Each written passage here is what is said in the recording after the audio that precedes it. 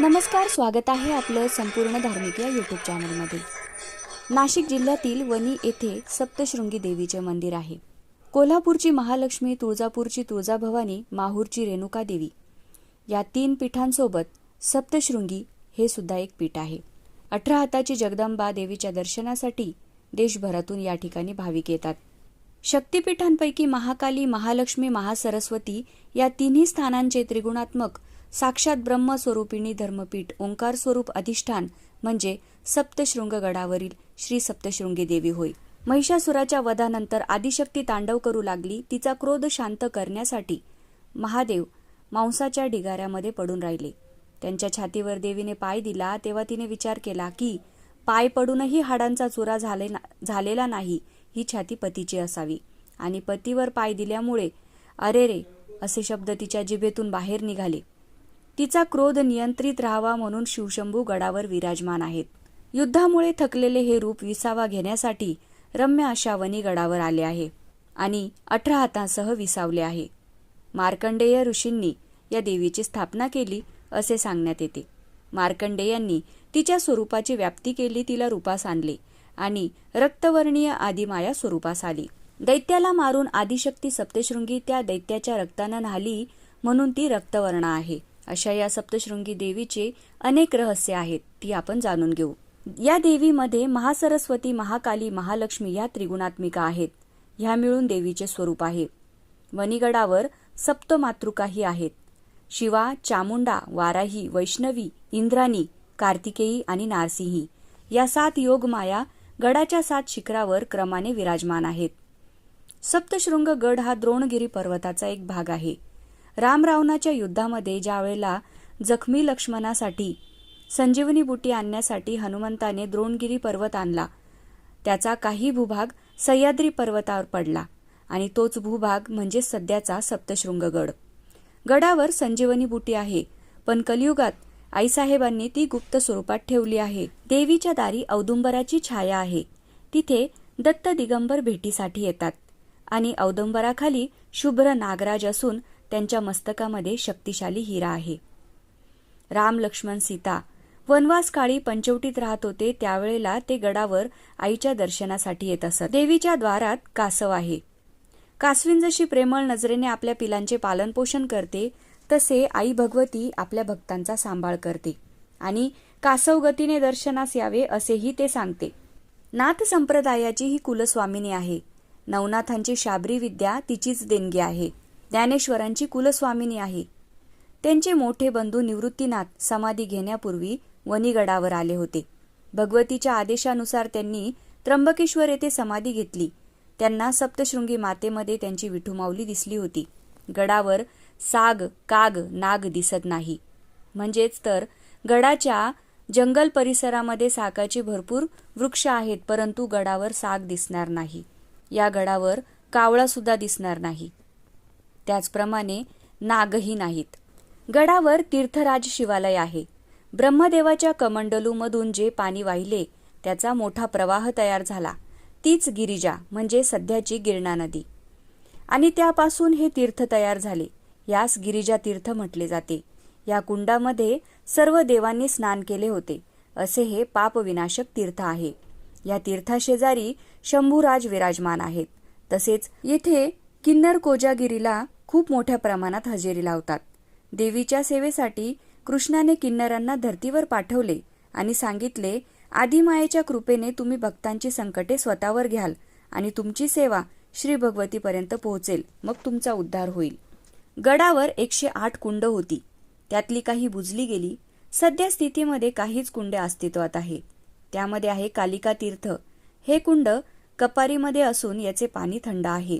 तांबूल तीर्थ, ज्या ठिकाणी भगवतीने पानाचा विडा खाल्ला होता आणि थुंकली होती म्हणजे चूळ भरली होती, ते तीर्थ, त्याचे पाणी लाल आहे म्हणजे तांबडे आहे। देवीच्या मुखातील विड्याला खूप मान आहे। खूप कमी देवी आहेत ज्यांना विडा भरवला जातो। गडावर दैनंदिन देवीला विडा भरवला जातो आणि दुसऱ्या दिवशी तो विडा भक्तांना दिला जातो। भाग्यवान भक्ताला विडा मिळतो। तो विडा खायला सांगतात, पण तो थुंकायचा नसतो। सूर्यतीर्थ, ह्या सूर्यतीर्थ कुंडाचे पाणी उष्ण असते, तेही 3 ऋतूंमध्ये। त्यानंतर काजळ तीर्थ, देवीने आपल्या डोळ्यातील काजळ येथे धुतले होते, त्यामुळे या कुंडाचे पाणी काळेशार आहे. सप्तशृंग पर्वताशेजारी नांदुरी गावानजीक एक पर्वत आहे, त्यास खिंडार आहे. असे सांगितले जाते की देवीने दैत्यासोबत युद्ध करताना त्रिशूलाने त्या ठिकाणी खिंडार पाडले होते आणि दैत्याला पळवत पळवत वणीगडावर आणले होते आणि त्या ठिकाणी त्या महिषासुराचा वध केला होता. गडावर खैराचा वृक्ष आहे, त्यावर शाबरी विद्येच्या तांत्रिक 52 देवता विराजित आहेत, पण तो वृक्ष अदृश्य स्वरूपात आहे, पण योग्य उपासनेने तो जागृत होतो. देवीने दैत्याच्या हाडाचा चुरा केला, त्यापासून हळद बनवली आणि त्यापासून कुंकू, आणि सांगितले की जी स्त्री कुंकवासह हळद लावेल ती प्रेत योनीपासून मुक्त होईल. गडाच्या पठारावर ध्वज लावण्याची खूप जुनी परंपरा आहे. तो मान दरेगावच्या गवळी परिवाराचा आहे. त्यांच्या पिढ्यानपिढ्या ही भगवतीची सेवा करतात. 11 वार झेंड्याचे निशाण असते, ते घेऊन गवळी परिवारातील एक जण, ज्याला पठारावर जाण्याचा रस्ता माहीत आहे, तोच व्यक्ती झेंडा घेऊन जातो, पण कुणालाही ते कळत नाही की तो व्यक्ती कुठून जातो आहे. देवीचे मंदिर पूर्वी रात्री लवकर बंद होत होते. अशी मान्यता होती की सिंहराज देवीच्या भेटीला नित्य येतात. त्यांच्या डरकाळीचा आवाज स्पष्टपणे ऐकू यायचा, असे तेथील आदिवासी सांगतात. श्री सप्तशृंग निवासिनी भगवतीस चामुंडाही म्हटले जाते आणि तिचा मंत्र आहे ओम एम ह्रीम क्लीम चामुंडाये विच्चे. हा मंत्र देवी मूर्तीच्या वरती चांदीमध्ये कोरलेला आहे. काहींच्या मते गुजरातमधील चोटीला चामुंडा आईसाहेब ह्या सप्तशृंगीचेच रूप असावे. सप्तशृंग क्षेत्र पूर्वीचे दंडकारण्य होते. या पर्वताला 7 शिखर असल्यामुळे याला सप्तशृंग म्हणतात. 7 शृंगार केलेली देवी सप्तशिखरावर विराजित आहे. तिला सप्तशृंग निवासिनी सप्तशृंगी म्हणतात. देवीची नकळत कल्तीमान आहे. समोर मार्कंडेय मुनी सप्तशतीचे पाठ वाचत आहेत आणि आईसाहेब कान देऊन ऐकत आहेत. थकव्यामुळे त्यांची मान झुकली आहे आणि डावा हात कानावर ठेवून आदिशक्ती मार्कंडेय मुनीचा कथासार ऐकत आहे. या आदिमायेची कलाही न्यारीच आहे. ती सकाळी ज्याला विश्वास असेल त्याला ती सकाळी बाला, मध्य दिवसात तरुणी, दुपारी वयस्क आणि संध्याकाळी वृद्धा भासते. देवीचे माहेर खानदेश आहे आणि तिचे सासर वनी आहे, अशी सुद्धा मान्यता आहे. असे म्हणतात की जेव्हा माहेरची लोक येतात तेव्हा तिचे स्वरूप अधिक खुलते आणि जेव्हा माहेरची माणसं परतीस निघतात तेव्हा आई रडकी होते. गडावर रडतोंडी नामक वाट आहे. नांदुरीहून गडावर जायला महिषासुराच्या वधानंतर आईसाहेब वणीगडावर विश्रांतीसाठी आल्या असता डोंगर दऱ्याचा भाग, जी अवघड वाट चढताना आईसाहेब चक्क रडल्या, म्हणून त्या वाटेला रडतोंडी असे म्हटले जाते, अशी मान्यता आहे. ह्या 3 रडतोंड्या आहेत. एक आहे नांदुरी मार्गाने, दुसरी आहे वनी मार्गाने आणि तिसरी मार्कंडेय पर्वताकडून येणाऱ्या रस्त्याच्या मार्गाने. आदिमायेचे हे स्वरूप दृष्टीस पडले ते सर्वप्रथम गवळी बांधवाला. तो गायी चरण्यास गडावर येत असे. त्याची एक गाय अचानक गायींमधून निघून अवघड अशा स्थानी चरण्यास गेली. तो तिथे गेला.